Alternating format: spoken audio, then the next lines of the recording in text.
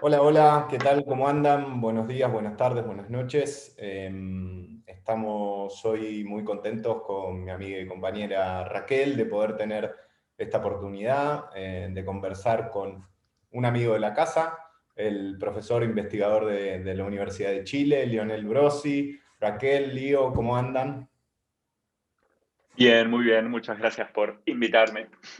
Raquel, ¿cómo te va? ¿Cómo Todo estás bien, hoy? ¿Todo todo bien? bien, todo bien. Con mucho calor por acá. No sé, Lionel, por ahí cómo está la temperatura, pero acá Y mucho ya me calor. ves cómo estoy vestido, Nada estoy que ver. bien abrigado, sí, está frío. De este lado van a empezar a ver la gente que nos sigue en Educar con Sentido que las prendas de ropa empiezan a salir porque está haciendo un calor un poquito intenso. Pero bueno, vamos directo a lo que nos trae. Hace mucho tiempo que teníamos ganas de tenerte, Lío. De hecho, en el inicio del proyecto de Charlas COVID, las primeras dos charlas estuviste presente.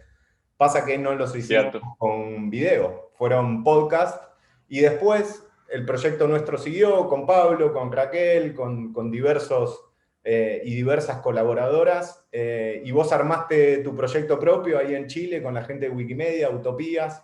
Entonces, Sí. bueno, de primera pregunta, preguntarte un poco cómo estás y bueno, contar un poquito qué te encontraste con ese proyecto. Eh, bueno, estoy bien dentro de lo que nos toca, siempre digo, ¿no? Porque obviamente están difíciles los tiempos. Acá en Chile está subiendo bastante el tema de la curva, a pesar de que con vacunación estamos muy bien. Así que volvimos al encierro, pero bueno. Eso también da lugar para un montón de trabajo y pensar, y mucho tiempo para pensar.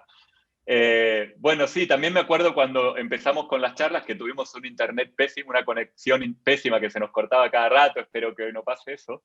Eh, y bueno, desde ahí pasaron un montón de cosas. Efectivamente hicimos el proyecto Utopías, que era un poco a nosotros el proyecto que diseñamos fue diseñado con la Fundación Wikimedia Chile, y era básicamente para explorar la intersección entre tecnologías y juventudes, pero bueno, surgieron un montón de temas a partir de las invitadas que llegaban, que fueron siempre muy interesantes, entre ellos tuviste vos, ese.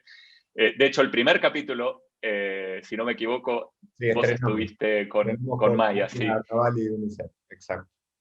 Y bueno, y salieron un montón de cosas y lo que me pareció súper interesante es que de alguna manera yo creo que con las charlas logramos aterrizar la idea de este concepto de inteligencia artificial abstracto o representación de la inteligencia artificial en los medios que parece que es algo solamente del futuro. Al final nos dimos cuenta que todas las charlas, si bien estaban basadas en como tema central o tema eje inteligencia artificial, al final terminamos hablando de las prácticas digitales cotidianas, porque al final todo lo que hacemos, o la gran mayoría de las aplicaciones y plataformas que usamos, detrás de ellas hay algoritmos. Entonces, finalmente, eh, para muchas personas pensar en inteligencia artificial es como algo que nunca lo había explorado, pero al final hablar de prácticas digitales cotidianas estás vinculándolo con inteligencia artificial. Así que creo que fue una experiencia súper linda que retomaremos en algún momento, probablemente el año que viene, porque este año se vino cargadísimo, así que eso, fue súper positivo. Eso te quería preguntar, Lío, porque ya me estaba saltando la pauta, se me cruzó lo de Utopías y quería preguntarte, pero vos ya te metiste un poquito en lo primero que te queríamos preguntar, ¿no? Cuando nosotros nos Ujú. conocimos personalmente, justo empezabas ahí a interesarte en el estudio de inteligencia artificial, de algoritmos. Yo me acuerdo cómo te miraba raro cada vez que me decías, vamos a empezar a hacer esto, publicamos un libro en un momento. Yo sé que ahí el Estado Nacional en Chile muchas veces se te acerca con propuestas, te llaman de los medios. Digo, en algún punto, ¿por qué crees que es necesario investigar en estos temas? Y un poquito, después profundizamos, ¿no? ¿Cómo hacerlo con las y los jóvenes, ¿no? Dale. Bueno, ¿por qué es necesario? Bueno, ahí tiene muchas respuestas, pero en realidad yo creo que, y lo voy a pensar desde Latinoamérica ahora, ¿no? Sí. El desarrollo de sistemas de inteligencia artificial por lo general viene del el llamado, que a mí no me gustan esos términos, pero bueno, el denominado norte global, ya que dicen siempre sur global, norte global, ¿no? En países industrializados generalmente. Entonces, la implementación de estos sistemas se está viendo, es como que nosotros miramos al futuro de cierto modo, ¿no? Por ejemplo, la inteligencia artificial en el ámbito de la educación, que en Estados Unidos para ingresar a la universidad es el algoritmo, el que hace el primer filtro de acuerdo a un montón de categorías. En Chile también hoy, por ejemplo, no sé, headhunters utilizan algoritmos para que hagan un análisis de plataformas como LinkedIn, que está llena de sesgos, que la mayoría de los perfiles en LinkedIn son hombres, en fin. Hay un montón de temas ahí que en Latinoamérica están siendo incipientes. En el ámbito de la educación, sobre todo, te diría, en muchos casos nulo. Entonces yo creo que desde Latinoamérica ahora tenemos un espacio para poder pensar lo que está sucediendo en los países donde ya están siendo implementados estos sistemas. Entonces, esto lo repito hasta el cansancio en las charlas, que el desarrollo y la implementación tecnológica va mucho más rápido que quizás incluso nuestras capacidades humanas para poder comprender el impacto que las tecnologías pueden tener en sujetos, en comunidades. Entonces, el hecho de que podamos ver un poco a distancia qué es lo que está sucediendo, cuáles son los desafíos, nos permite también pensar en modos éticos de desarrollo de inteligencia artificial, nos permite pensar en mejores formas de regulación. En el fondo nos permite también inspirarnos, ¿no? Como por ejemplo la Ley General de Protección de Datos de Europa, que si bien tiene falencias, etcétera, igual es la más avanzada en el mundo en términos de regulación sobre el impacto que los sistemas algorítmicos podrían tener sobre la sociedad. Entonces, en ese sentido, creo que tenemos una gran oportunidad y por eso me parece relevante la investigación en estos ámbitos y en específico Latinoamérica. Y tu otra pregunta de cómo trabajarlo con las niñas. Bueno, ahí la experta sin dudas es Sandra Cortesi porque viene haciendo Youth Labs, Youth Boards, un montón de iniciativas de inclusión de jóvenes en diferentes propuestas, pero no para tener una aproximación extractivista a la investigación en términos de indagar con los jóvenes, sacarles la información y después qué, ¿no? Sino cómo lograr que las y los jóvenes sean parte de todo el proceso de investigación e incluso de ideación del proceso de investigación. Y eso es lo que, al menos desde el Núcleo de Inteligencia Artificial, venimos haciendo con UNICEF, que hicimos las consultorías para las nuevas guías sobre los derechos de las niñas y en relación a la inteligencia artificial. Y estos talleres que hicimos online a propósito de la pandemia, porque al principio estaban pensados para hacerlos presencial, pero al final fue mejor porque tuvo mucha más convocatoria online. Estaban codiseñados con los propios jóvenes y incluso mejorados, es decir, los primeros talleres los jóvenes nos decían, pero hay palabras que son muy difíciles o que son aburridas, nos gustaría decirlo de esta u otra manera. Entonces, ese tipo de feedback los vamos recolectando, tomando muy en cuenta para los próximos diseños. Y creo que a lo largo del tiempo, en los talleres que hicimos a Blatam, con UNICEF, lo fuimos mejorando y ahora salen mucho más dinámicos y también mucho más como, sí, diseñados desde la base con los jóvenes, con las niñas. Claro, Lío, de toda esta experiencia que tienes trabajando con jóvenes sobre temáticas vinculadas a lo digital, algo que nos preguntábamos y nos interesaría mucho saber es qué mensajes, qué propuestas hacerles a las familias, las educadoras, las investigadoras, formadoras que estamos trabajando con jóvenes con esta perspectiva, ¿no? O sea, qué temáticas, qué contenidos crees que es relevante trabajar con los jóvenes sobre medios digitales, tanto relacionado con inteligencia artificial como con otras cuestiones, y cómo hacerlo, ¿no? Temáticas y abordaje, que ya empezabas a ir un poco por esta línea. Buenísimo, gracias Raquel por la pregunta. Bueno, el punto uno sería, y acá muy en línea con el proyecto Blatam, del cual Ezequiel es parte también, esa pregunta, tanto docentes como padres, madres, tutores, tutoras, hay que hacérsela a los niños, a los propios niños. ¿Cuál es, en primer lugar, digo, ¿no? Como cuáles son los temas relevantes para ellos? Y por eso a mí me parece súper importante comprender cuáles son sus prácticas, porque si vamos a investigar o si vamos a tratar de diseñar dinámicas de enseñanza y aprendizaje sobre temas digitales y juventudes, si no entendemos las prácticas digitales cotidianas de las juventudes, estamos yendo por el mal camino. Y eso al menos, y acá de nuevo hablo en Latinoamérica, en los países que investigamos sobre en Ablatam, que es Argentina, Colombia, Chile, Uruguay y Brasil, las políticas de educación formal no tienen, en relación a lo digital, no tienen nada que ver, pero nada que ver con las prácticas digitales cotidianas de los jóvenes, ni con sus intereses casi, excepto algunas excepciones, ¿no? Hay una desconexión total. Entonces, como punto 1 es armar dinámicas para comprender cuáles son esas prácticas digitales, ¿no? Y en ese sentido, ahí podemos, con Ezequiel y con todo el equipo de Hablatam, tenemos varios recursos que están en línea, disponibles para cómo pensar esas dinámicas con los jóvenes. Y creo que a partir de esas actividades de escucha, ahí empezar a decir, bueno, ¿cuáles son los temas relevantes? ¿No? Porque cuando escuchas a los propios jóvenes te das cuenta de cuáles son sus pasiones, pero también cuáles son los riesgos a los que viven, los desafíos que se enfrentan, sus expectativas también, los recursos tanto materiales como simbólicos que les gustaría tener y que no tienen, en fin. Hay un montón de elementos que podrían ayudar a eso.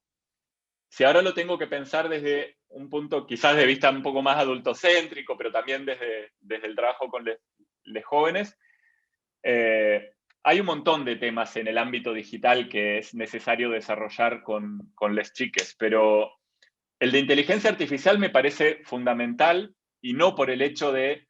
También esto que dije recién hace un rato de los recursos materiales y simbólicos que están disponibles y a los que los jóvenes pueden acceder, pero también no es solo los que pueden acceder, sino los que quieren y necesitan acceder.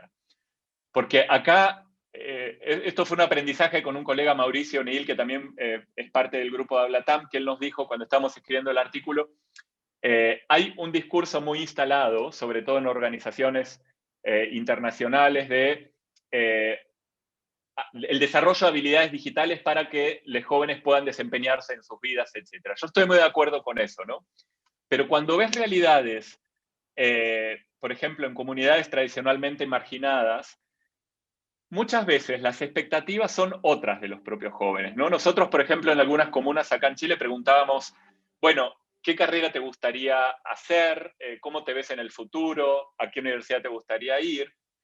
Y muchos, pero muchos de los jóvenes nos decían, en realidad yo no es una pregunta que me interese, una pregunta que le haya pensado, porque acá en Chile la educación hay que pagarla, mis papás no me la van a poder pagar, yo por la escuela que voy es probable que no tenga el puntaje para poder acceder a una universidad buena tradicional, y a mí lo que me interesa es poder ayudar a mis papás con dinero, ¿no? Entonces hay otras expectativas, y hay que acompañar a los jóvenes para que no solamente entregarle las herramientas digitales para que se puedan desempeñar a futuro, pero sino también tener el cuidado de pensar en estas condiciones socioestructurales, condiciones situadas, porque muchas veces, si entregamos esas herramientas, pero después, por estas condiciones socioestructurales, socioeconómicas que existen, sabemos que no las van a poder aplicar en su vida, o que tienen muy poca chance de poder aplicarlas en su vida, creo que amerita reflexionar sobre esos puntos y construir una trayectoria para que esas habilidades digitales que estamos enseñándoles puedan ser efectivamente aplicadas, ¿no? ¿Y qué implica eso? Lo cual no tiene una respuesta sencilla, pero no es solamente el discurso de darle las herramientas porque se van a poder desempeñar, porque no siempre es así. Lógico. Lío, para cerrar un poquito el capítulo de inteligencia artificial, me gustaría preguntarte, o sea, yo coincido como vos, me parece que es fundamental poder empezar a abordar en las clases, sobre todo quizás en educación secundaria, en educación superior, tratando de crear algunas instancias de pensamiento crítico, de reflexión sobre la inteligencia artificial, en donde hace falta mucha información, mucha formación. Pero me pongo en los pies de un profe o de una profe de secundaria o de la uni. ¿Por dónde arranco? ¿Qué hago? O sea, ¿qué medios? A ver, ¿puedo tomar videos de ejemplo? ¿Qué temas tengo que ir? ¿Qué son los sesgos? ¿Las burbujas de información?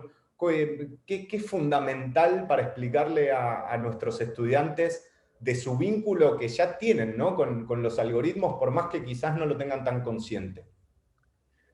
Sí, bueno, yo creo que depende del nivel educativo, porque mencionabas escuela secundaria, primaria, universidad, los temas van a ser diferentes y los abordajes evidentemente van a ser diferentes. Yo creo que con les niñes más jóvenes, hay que tratar de abordar estos temas desde temas súper básicos que se relacionan con sus actividades en Internet y a partir de ahí vincularlos con la inteligencia artificial, ¿no? Por ejemplo, cuando bajas una aplicación, te registras, ¿qué datos darías para poder bajarte un juego o para poder entrar al juego? Como conectarlo con las cosas que hacen día a día, más que empezar con temas de sesgos o temas más complejos como reconocimiento facial. Yo creo que para eso hay que primero indagar sobre temas más básicos que les puede ayudar muchísimo a aprender. Y aparte, es sorprendente, pero cuando hicimos los talleres con UNICEF, eran de edad más o menos desde 12 a 17 años.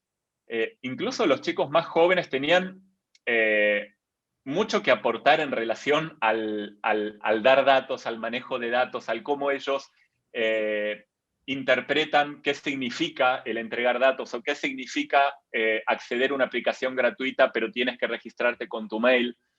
Y era súper interesante porque ahí había temas dispares, ¿no?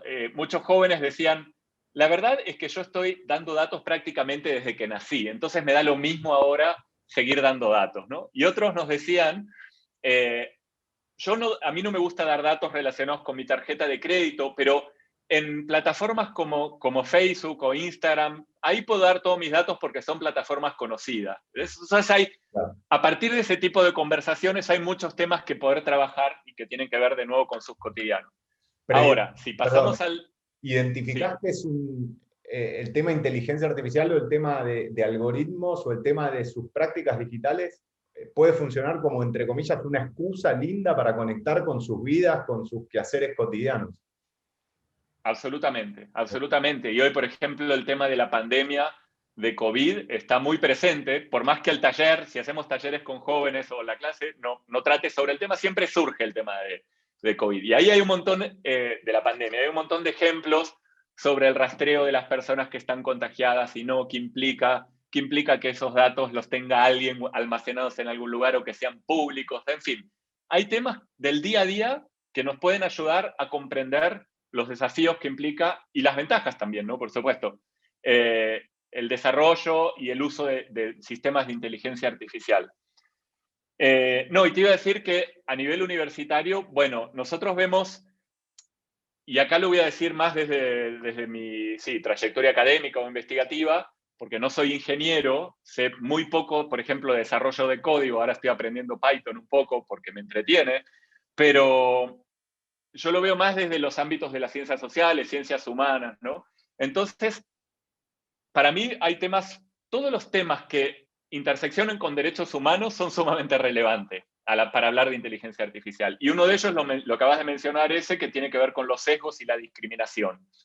Hay numerosísimas maneras en que los sistemas de inteligencia artificial pueden discriminar a las personas, ya sea por edad, es decir, por elementos interseccionales. De los feminismos, la idea de interseccional tiene que ver con que cuando hablamos de género, no estamos hablando solamente desde un ámbito súper cerrado sexogenérico, sino que también hablamos de etnia, de razas, del el estrato sociocultural donde uno esté, socioeconómico, en fin, hay un montón de elementos que interseccionan y por lo general todos esos elementos pueden ser abordados desde una óptica de cómo está impactando la inteligencia artificial. Ya en los medios y en Netflix, que hay varios documentales, como el último Coded Bias de la organización Algorithmic Justice League, que es espectacular y recomiendo que visiten ese sitio porque hay un montón de referencias y recursos sobre estos temas,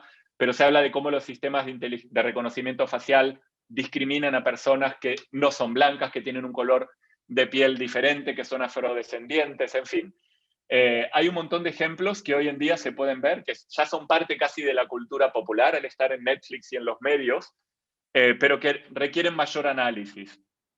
El tema de reconocimiento facial es el último tema que estoy abordando en clases y me está apasionando muchísimo porque tiene la particularidad de que nosotros cuando decimos, bueno, uso de datos personales o entrega de datos, siempre hay una condición que nosotros estamos cediendo, quizás conscientemente, que decimos, bueno, sí, acepto las condiciones, sin haberlas leído, o me bajo la aplicación y sé que va a tomar datos, pero quiero usarla. Pero el reconocimiento facial tiene el tema de que uno no da consentimiento. Uno está en la calle y te pueden digamos, con cualquier cámara que esté en la calle, desde la intendencia, desde la gobernación, de donde sea, pueden aplicar sistemas de reconocimiento facial que vulneren tus derechos, ¿no? Y eso ya lo estamos viendo en Latinoamérica. En Buenos Aires hubo casos de muchas detenciones en el metro porque la Interpol buscaba determinado sujeto o sujeta y resulta que el algoritmo lo identificaba como tal y no era. Y eso implica estar horas con los policías, ir a prisión, declaraciones, qué sé yo, hasta que se den cuenta que el algoritmo en realidad había fallado. Eso es uno de los ejemplos. Pero también, por ejemplo, el otro ejemplo que ha aparecido también en blogs y en textos es el tema de los aeropuertos, cuando te hacen el escáner, el famoso escáner que al principio fue escandaloso porque veía tu desnudez, básicamente, el guardia o la guardia que estaba ahí, el agente de seguridad, y resulta que esos escáneres están diseñados sobre el constructo social genérico binario hombre-mujer, incluso tiene un botoncito rosa para mujer y el celeste para hombre. Cuando alguien pasa por el escáner, uno aprieta el celeste si ves que es hombre o mujer, y después el escáner te va a decir que si tienes esa construcción fisiológica genital asignada para el hombre, el escáner te va a decir que sí, que puedes pasar. Ahora, si tu carnet de identidad no coincide con esa construcción fisiológica sociocultural, va a sonar todas las alarmas, y eso tiene implicancias para las personas trans, para las personas intersex. Entonces, bueno, te puedo mencionar muchos ejemplos que tienen que ver con desafíos para los derechos humanos o con daños incluso para los derechos de las personas que estos sistemas pueden hacer si no están bien diseñados, si no están bien regulados. Claro, y es que al final el algoritmo lo diseñan humanos, ¿no? Por lo tanto, si el ser humano o el equipo de trabajo que diseña ese algoritmo es racista, pues el algoritmo también lo será, ¿no? Ese es el punto. Exacto. Ahí diste un punto porque es siempre cuando, al menos, bueno, a la pregunta inicial que me había hecho Ezequiel de cuando empecé a estudiar inteligencia artificial e inclusión social, yo empecé a leer y dije, Dios mío, esto es imposible definir un objeto de estudio porque hay demasiadas cosas para indagar. Pero es verdad que es súper útil, y este fue un consejo de mi colega Sandra Cortesi, que me dio una metodología de matriz que me dijo, bueno, pensá en qué actores, actrices intervienen en todas las dinámicas de inteligencia artificial y formas de inclusión-exclusión. Entonces yo dije, bueno, los desarrolladores son uno, y digo un poco a propósito porque casi siempre son hombres, ¿no? Y eso tiene implicancias, porque hay una visión de mundo ahí. Si la mayoría de los sistemas está desarrollado por hombres, por supuesto que va a haber mayor discriminación de estos sistemas o amplificación de formas discriminatorias hacia mujeres o hacia, por ejemplo, sexualidades disidentes, ¿no? Porque también estamos hablando de su mayoría hombres blancos de países ricos y heterosexuales, probablemente. Lo cual no significa, por supuesto, que no haya personas de la disidencia, mujeres que desarrollen sistemas de inteligencia artificial. Yo diría todo lo contrario. Cada vez, por suerte, hay más, pero todavía siguen siendo una minoría en relación al universo general. Pero bueno, están entonces los desarrolladores, estamos nosotros como usuarios, porque si uno piensa, ¿por qué los algoritmos arrojan resultados sesgados? Sobre todo tiene que ver porque los datos con los que se alimentan esos algoritmos son de poca calidad o están sesgados, ¿no? Y esos datos, la pueden generar, lo pueden ingresar los mismos desarrolladores, pero habría que preguntarse de dónde los obtuvieron, son datos de calidad, están verificados, están auditados por las propias comunidades que puedan ser afectadas, en fin. Entonces, pero los datos también nosotros los generamos en Internet. Cada vez que nosotros metemos datos en Internet, información en Internet, hay un montón de algoritmos que están apropiándose de esos datos y van a sacar resultados en relación a ellos. Por eso a mí me gusta el ejercicio de cuando te metes en Google, con el autocompletar de Google, que tú pones, por ejemplo, una mujer es, y te lo va a autocompletar según el IP, ¿no? Pero esto es súper interesante cuando tenés, por ejemplo, un curso o clases desde diferentes países, porque el IP de Google te va a arrojar autocompletares diferentes. Autocompletares, me salió poético. Bueno, la cosa es que acá en Chile te salía, una mujer es una flor, una mujer es enfermera. O sea, era una lista de estereotipos gigantesca que te daba que te sigue dando el buscador, porque yo hace 2 sábados lo volví a hacer y lo mismo, ¿no? O lo mismo si pones el buscador en imágenes, pones CEO, que vendría a ser como quien está a cargo de la dirección de una empresa, y las imágenes que te arroja son casi todas hombres, y hombres blancos casi todos. Entonces, esas cosas, esos sesgos están generados por todo el universo que genera datos en Internet y que somos nosotros, que son las empresas, en fin. Entonces, el algoritmo tiene la capacidad de sesgar, de discriminar, pero también de amplificar los propios sesgos humanos. Y eso es también lo peligroso, ¿no? Entonces, también tiene que haber una alfabetización en ese dato es súper. A veces cuando uno dice, no, por ejemplo, ahora con Twitter, está lleno de, o cualquier red social, está lleno de basura digital, digamos, ¿no? Como de mensajes nocivos, de gente que comenta por comentar cualquier cosa, pero todo eso también va alimentando sistemas, y eso es un arma de doble filo también. Ya no es algo que tiro en Internet y no pasa nada, sino que tiene implicancias todo lo que hacemos en Internet. La huella digital de cada uno tiene muchas implicancias para nuestro futuro, inclusive. Justo te iba a hacer una pregunta que iba pensando ya hace unos minutos, que junta dos de las últimas palabras clave que diste, ¿no? Alfabetización y activismo. Entonces, quería preguntarte como una doble pregunta. Por un lado, cuando trabajas con jóvenes y no tan jóvenes, porque no solamente son jóvenes, ¿no? ¿Qué necesidades de alfabetización ves, por un lado, ¿no? O sea, ¿en qué crees que están más expuestas y expuestos? ¿En qué crees que hay más riesgos, que tienen más miedo, tienen menos conciencia? Pero por otro lado también, ¿qué caminos nos están abriendo que personas más adultas no hemos abierto, ¿no? Que es un momento histórico, desde mi perspectiva, igual no estás de acuerdo en que los jóvenes nos están marcando caminos en relación a lo que decías, cuestionar los binarismos de género, las dinámicas súper racistas y estructuras racistas en las que vivimos, las desigualdades de género, ¿no? Por un lado eso, ¿qué necesidades para alfabetizarse tienen, pero qué caminos nos están marcando para, al final, mejorar la sociedad? Es una pregunta, Raquel, que me la hago siempre, sobre todo la segunda parte, ¿no? Porque yo creo que estamos en ese proceso donde todo está siendo puesto en crisis de alguna manera, y más aún desde la.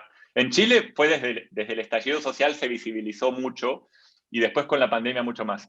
Pero bueno, en términos de necesidades de alfabetización, siempre la hay en todos los ámbitos que te puedas imaginar, pero yo creo que en este contexto hay un tema que es súper relevante, que tiene que ver con calidad de la información, que tiene que ver con desinformación, porque, bueno, estamos en todo el mundo en una crisis sanitaria y ya hay, bueno, desde la Organización Mundial de la Salud y muchos estudios, se ha dicho de que la desinformación sobre salud es una de las más peligrosas, básicamente, ¿no?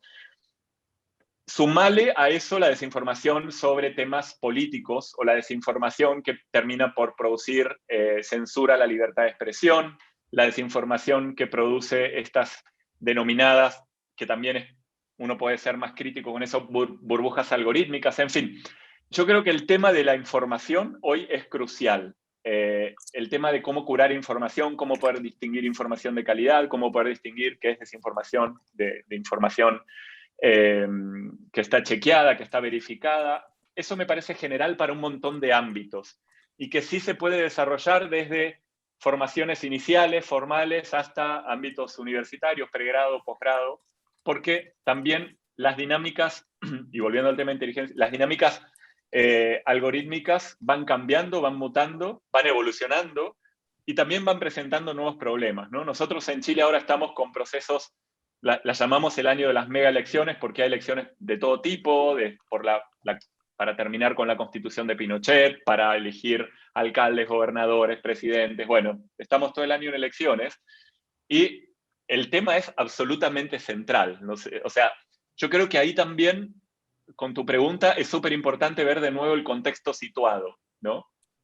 El otro día estamos con un par de colegas y es verdad, de otros países, y hay que ver también la coyuntura de cada país, qué es lo que está sucediendo y cuáles son los temas más relevantes. Ahora para las juventudes, bueno, como dijiste vos, no solamente juventudes, para las personas en Chile el tema de alfabetización informacional yo te diría que es como prioritario absolutamente, porque evidentemente es súper importante preservar los procesos democráticos, que sean saludables y en ese sentido hay muchos desafíos en relación a las dinámicas informacionales, al manejo de información, a la responsabilidad de los monopolios de las grandes big tech, en fin, hay un montón de temas relacionados a ellos que me parecen cruciales si yo tuviese que elegir uno en este momento entre todos. Y la segunda, se me fue la segunda pregunta, que era, ¿cómo los jóvenes nos están poniendo en jaque más o menos en términos de los paradigmas que veníamos arrastrando? Bueno, yo lo veo por deformación profesional en el ámbito de la educación, que está cambiando absolutamente todo, pero ahí no me atrevería ni siquiera a darte una respuesta porque no la tengo. Yo creo que justamente una de las cosas súper positivas de la pandemia es que, y de este encierro y de este distanciamiento, es que estamos, por ejemplo, el sistema educativo, el sistema universitario, como lo estamos pensando hoy, incluso las dinámicas pedagógicas,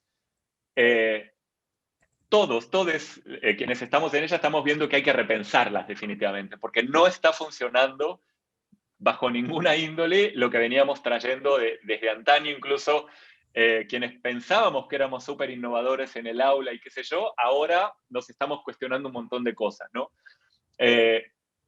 Yo he tomado todo curso habido y por haber de diseño instruccional, experimentado con cosas, y estamos viendo desde parte de los jóvenes qué es lo que funciona, qué no. Incluso, por ejemplo, cómo están diseñadas las mallas curriculares, ahora que estamos haciendo educación, al menos acá en Chile a distancia, no sirven, simplemente no sirve. Un estudiante no puede hacer 9 cursos al día por Zoom.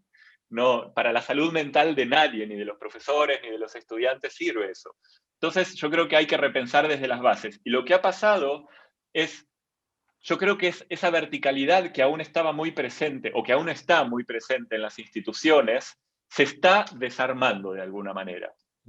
Porque ya, y perdón que hable de las juventudes porque es el tema con el que trabajo y con el que estoy muy conectado, ¿no? No están aceptando esas dinámicas que en muchos casos naturalizábamos. Entonces tenemos que hacer el ejercicio de cómo pensar desde las. No sé, nosotros ahora este año, por ejemplo, siempre antes venías y llegabas a un curso y tenías el programa de cómo el curso iba a ser desarrollado. Ahí Finlandia hace años nos da lecciones sobre eso, que en las universidades están codiseñando los programas de los cursos con los propios estudiantes, ¿no? Y ha sido súper saludable para nosotros. Partir el primer día, le decimos, chicos, miren, estas son las competencias, los objetivos que queremos lograr, estos son los temas que proponemos, agarramos Padlet, cualquier plataforma digital que permita interactividad, y empezamos a ver cuáles son los temas más relevantes para ellos, cuáles les gustaría desarrollar más clases, e incluso eso hace que los propios estudiantes tengan mucho mayor aceptación también con los contenidos, porque fueron, digamos, puestos y codiseñados por ellos mismos. Eso en el ámbito más de la educación, pero bueno, vos, Raquel, mencionabas el tema del activismo. Yo creo que ahí voy a aprender. Obviamente estuve muy conectado por todos los movimientos sociales que hubo en Chile y que lo sigue habiendo, pero creo que con una investigación que te comentaba antes de comenzar esta charla, creo que voy a tener respuestas un poco más sólidas con respecto a eso, pero evidentemente los diferentes activismos que están emergiendo desde las juventudes también nos están dando muchísimas lecciones, ¿no? Para repensar nuestra manera de mirar las cosas.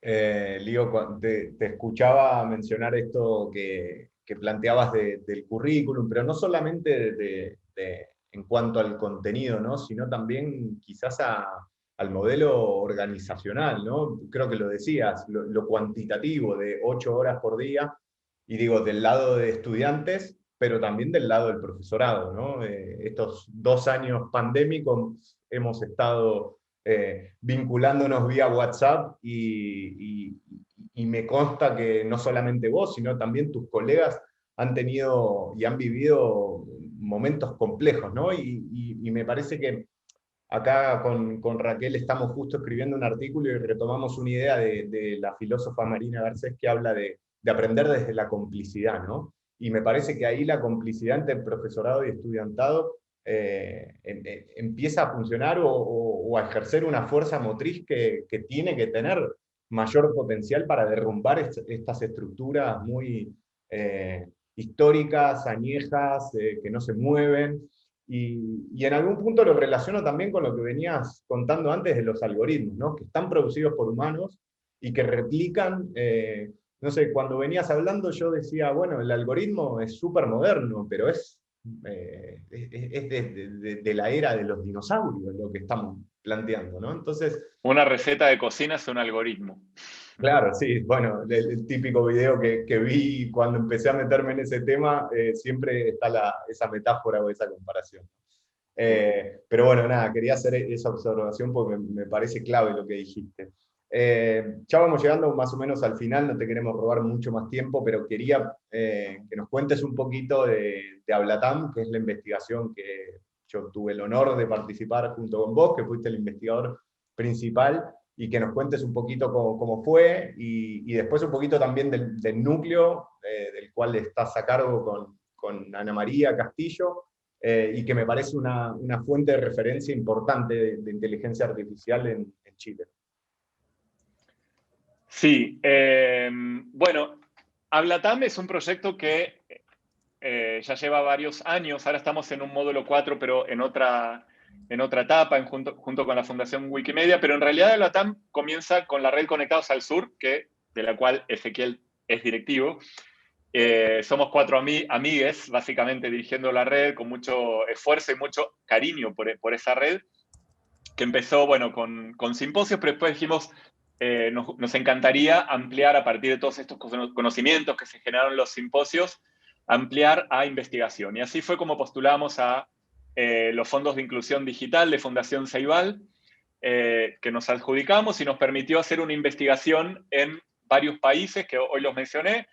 Y bueno, nada, fue maravilloso porque formamos un equipo de colegas y amigos donde pudimos desarrollar esta investigación de una manera muy, no sé, yo tengo los mejores recuerdos de toda esa etapa, aunque evidentemente igual la sufrimos como toda investigación regional que tiene sus complejidades y todo, ¿no?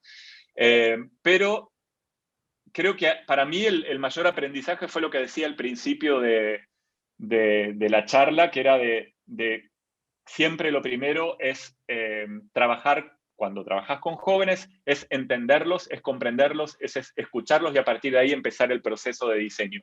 Nosotros en Ablatam hicimos, junto a los colegas de ITS Río, fuimos a hacer como el proyecto piloto, a testear todas las herramientas, a codiseñar y a testar las herramientas. Y eso fue súper interesante porque los chicos de ITS, si bien todo el proyecto de Ablatam lo hicimos en escuelas públicas de sectores tradicionalmente vulnerados, en Río se hizo en una escuela privada, pero que acogía niñas de favelas. Y ellos fueron quienes primero implementaron las herramientas, escucharon todo el feedback de los jóvenes que participaron y a partir de ahí las rediseñamos para implementarlos en el resto de Latinoamérica. Lo que fue súper interesante y que fue un desafío también investigativo es que siempre cuando pensás en una investigación regional que después querés hacer algo comparativo, tenés que tener las mismas herramientas y una estructura muy similar en cada país, por ejemplo, para poder después comparar, ¿no? Pero también hay que aprender a ser lo suficientemente flexibles para que las herramientas de recolección de datos, de información, sean lo suficientemente flexibles para que se adapten a cada contexto situado. Y te doy un ejemplo que eran los focus group.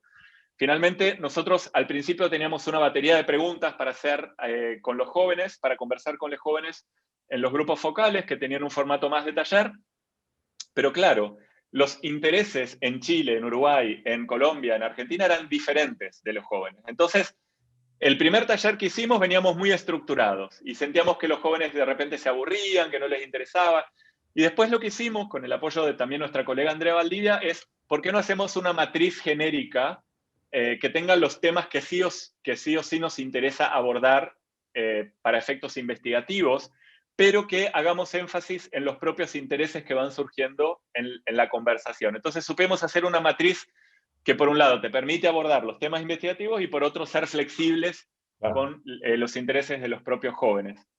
Y nada, yo podría decir que los resultados, tenía varias etapas la investigación. Una era indagar sobre prácticas y habilidades digitales, otra sobre brechas de contenido en Internet, cuáles eran las brechas que existen en términos de contenido en Internet para los jóvenes, y la última era calidad de la información. Todos esos resultados y materiales están disponibles, es conectadosalsur.org/ablatam, y ahí están descargables los reportes. Y ahora estamos en la última etapa, que es el módulo 4, que lo estamos haciendo, bueno, con Sandra Cortesi, Ana María Castillo, Yadira Palenzuela y otros colegas, que indaga más sobre las dinámicas informacionales de los jóvenes en Internet. Es decir, en qué plataformas confían, en cuáles no, por qué tipos de contenidos les parecen más relevantes, qué tipos de contenidos compartirían y qué otros no. En fin, todos esos temas que es para indagar sobre el tema que hoy te decía Raquel, que me parecía muy relevante, que era indagar sobre dinámicas informacionales. Así que en ello estamos con Hablatam. ¿Y algo así del núcleo? Chiquitito.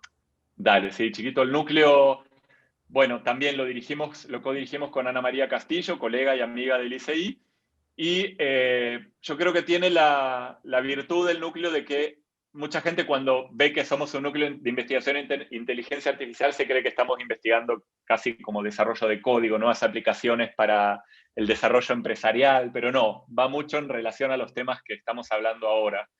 Y no existía en Chile, y en pocos lugares existe un núcleo con investigación desde ese punto de vista, y la verdad es que nos dimos cuenta de que hay una necesidad intersectorial gigante sobre abordar esos temas. Desde la empresa privada, porque cada día el tema de responsabilidad social está más presente, porque cualquier metida de pata del sector privado hoy día se hace viral, se hace pública, redes. Y por otro lado, desde el propio gobierno del Estado, independientemente de la posición política que impere, digamos, en el momento, nos han invitado a ser parte del Senado para discutir, por ejemplo, qué temas serían relevantes para la nueva Constitución. Es decir, creo que desde algo que partió entre dos personas, que es básicamente Ana María y yo, de manera muy humilde y de manera muy como soñando, creo que estamos aportando nuestro granito de arena en diferentes sectores y que nos parece relevante. Y uno de los puntos en los que más estamos trabajando es cómo hacer. Por ejemplo, hemos participado en mesas redondas de trabajo para el diseño de estrategias de inteligencia artificial para algunos países de América Latina y para Chile. Y, por ejemplo, como trabajamos muy de cerca con temas niñez y jóvenes, siempre cuando te encuentras en una mesa de trabajo no especialistas en niñez, te dicen, bueno, pero el derecho de los niños es algo transversal a todo, así que no incluyamos un apartado aparte porque va a emerger en todas partes.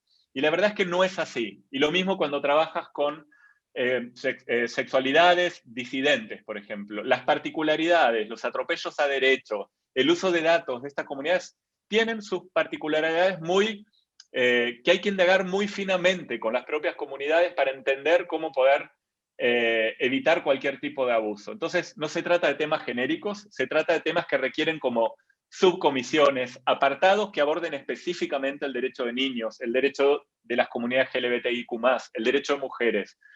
Y eso es bastante difícil, aunque está siempre en el discurso de sí lo hacemos, hay mucho como lobby, diría, para que quede como algo genérico finalmente, ¿no? Y cuesta agarrar ese pedacito para que se aboque específicamente a niños. Y ahí, por ejemplo, el trabajo que hizo Armando Guío en Colombia para la ética de inteligencia artificial en Colombia me parece genial porque lograron en el artículo número 9 incluir un apartado específico para niños y eso es un modelo que hay que seguir.